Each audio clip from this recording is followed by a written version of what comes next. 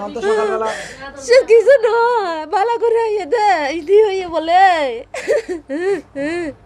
প্রথম মোর বড় ডাকে বলে ডাকে নাকি মারি বলে দেবো আরে চট্টগ্রামের রাঙ্গুনিয়াত ঔরবাড়িতুন ফিরিবের ফতত এক মারমা যুবকরে গুলি করে খুন গজ্জি কিছু সন্ত্রাসী শুক্রবার 20 জুন সকাল 11:30টার সময় উপজেলার সরববাটা ইউনিয়নের খাইন্দারকুল এলাকাত এই ঘটনা ঘটে। নিহত যুবকের নাম শিবু মারমা, তাই সরববাটা বরকলাফাড়া এলাকার চিংচালা মারমার ফুয়া।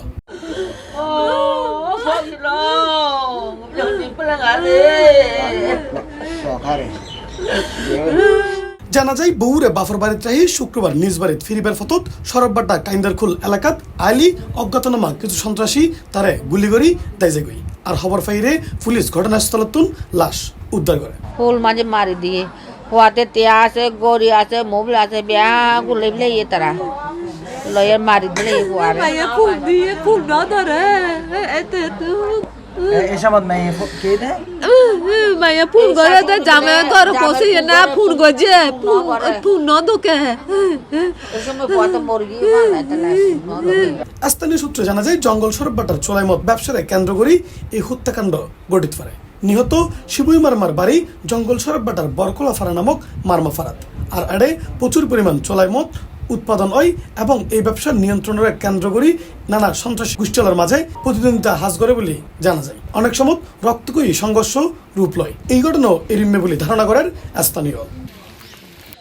ওই দিন বিকেলে সরজমিনে নিহতর বাসভবনত যায় দেখা যায় পুত্র হারানোর শোকে বিলাপ করে হাঁদার নিহতর মা ও শাশুড়ি।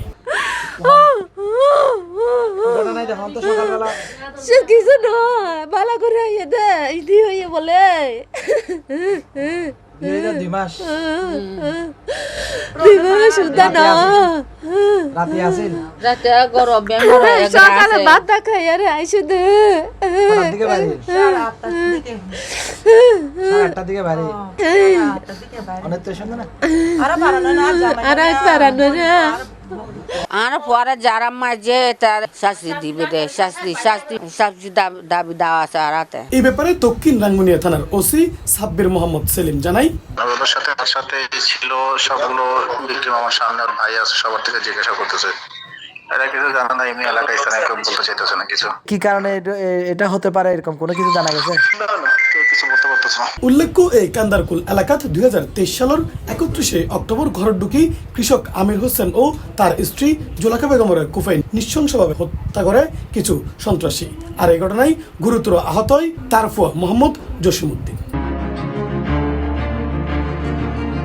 এর আগে 2017 সালের 25 এপ্রিল রোববার সন্ত্রাসী এই কান্দারকুল এলাকার বাদশা মিয়ার পুত্র মোহাম্মদ আবুল কাশেম ও মৃত মনিরুজ্জামানের ফুয়া মোহাম্মদ মঞ্জুরে রাইতের আদালত গুলি করে হত্যা করে।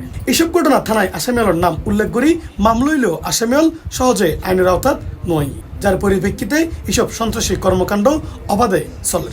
সন্ত্রাসীর অত্যাচারে এই এলাকার অসংখ্য মানুষ এলাকা ছাড়ি দাইবেল্লাই বাধ্য হই। তবুও প্রশাসনের টনক নড়ে। যেসব মানুষের বাইরে যায় তাইবের সাধ্য নাই তারা শুধুই এই এলাকাত আছে। এটার বাসিন্দল ভয়ে আতঙ্কে দিন হাঁটার। এত কিছুর পরও প্রশাসনের হনরম্যে টনক নড়ে। C+ চট্টগ্রাম।